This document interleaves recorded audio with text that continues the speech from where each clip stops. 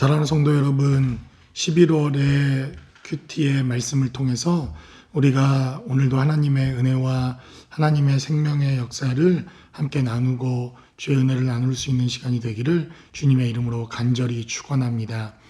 특별히 우리가 11월에 시작되면서 이제 에레미야의 말씀을 지난달로 끝내고 데살로니가 전후서와 다니엘서에 기록되어져 있는 하나님의 말씀을 우리가 계속해서 생명의 삶의 순서를 따라 함께 나누어 보기를 원합니다.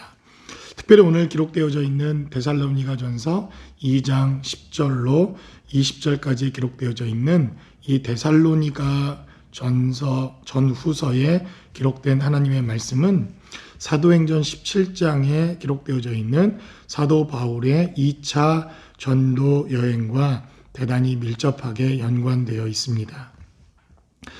사도 바울과 함께 전도 여행을 떠났던 바나바가 1차 전도 여행 이후 1차 전도 여행을 통해서 하나님의 교회가 세워졌던 소아시아 지역의 교회들을 향해서 다시 한번 전도 여행을 계획하게 됩니다.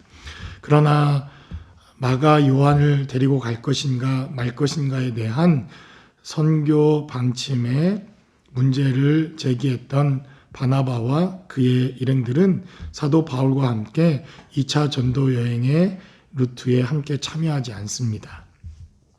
그래서 사도 바울은 실라라고 하는 제자를 다시 선택해서 그는 2차 전도 여행을 하게 되는데 그가 계획했던 바로 1차 전도 여행의 전도 여행지에서 하나님의 성령께서 아시아 지역으로 가는 모든 방향을 막으십니다.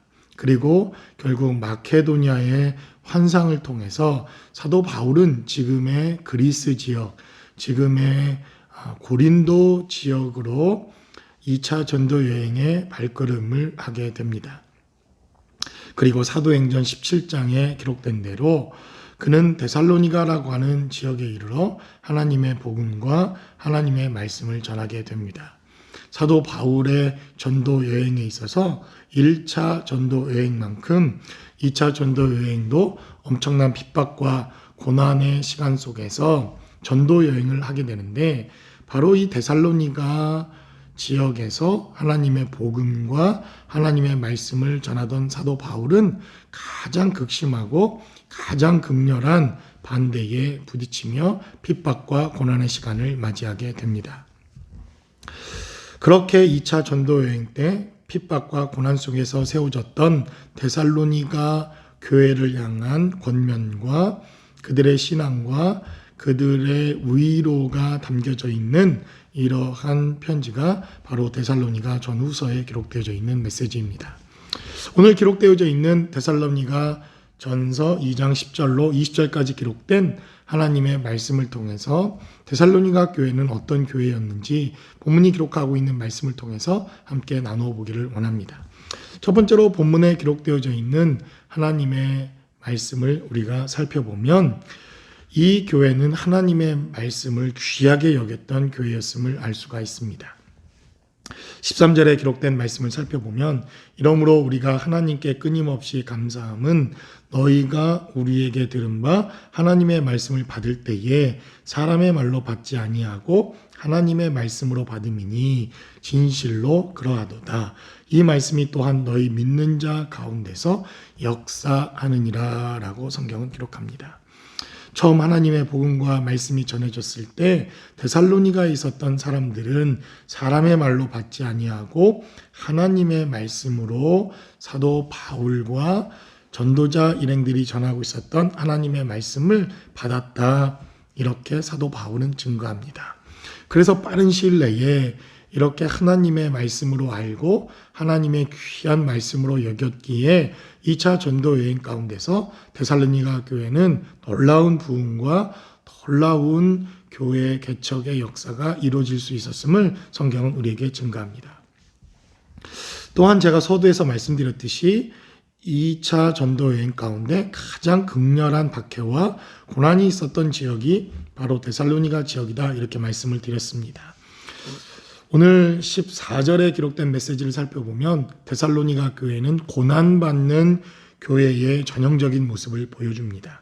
14절에 기록된 대로 형제들아 너희가 그리스도 예수 안에서 유대에 있는 하나님의 교회들을 본받는 자 되었으니 그들이 유대인들에게 고난을 받은 것과 같이 너희도 너희 동족에게서 동일한 고난을 받았느니라 라고 사도 바울은 증거합니다.